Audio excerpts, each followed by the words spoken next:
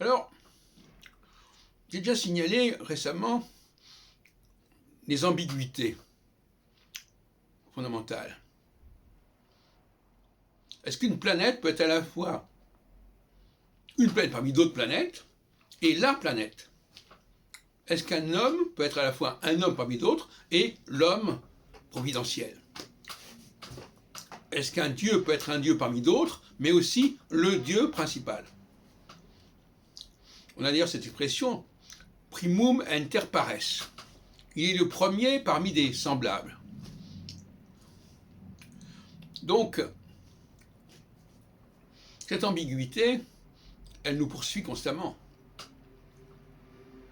Parce qu'on peut toujours ramener quelqu'un qui est au-dessus en disant oui, mais tu es au-dessus, mais c'est également comme nous. Et éventuellement, on dit ah oui, mais je suis comme vous, mais je peux pas être aussi au-dessus. C'est très compliqué aussi dans ce domaine-là.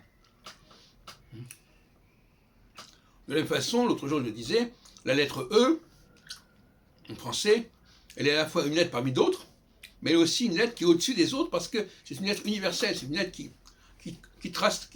structure totalement notre langue.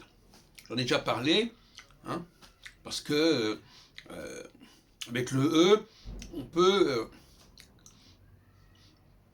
le E est un E quand il se prononce comme voyelle, et un E quand il ne se prononce pas.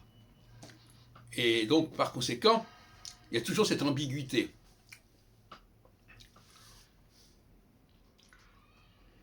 De la même façon, le prince, il est celui qui est au-dessus, mais quelque part, il ressemble à tout le monde. Jupiter est au-dessus, mais en même temps comme planète, mais en même temps, elle ressemble à toutes les autres planètes. Il y a cette ambiguïté, cette interface complexe, qui cause énormément de confusion.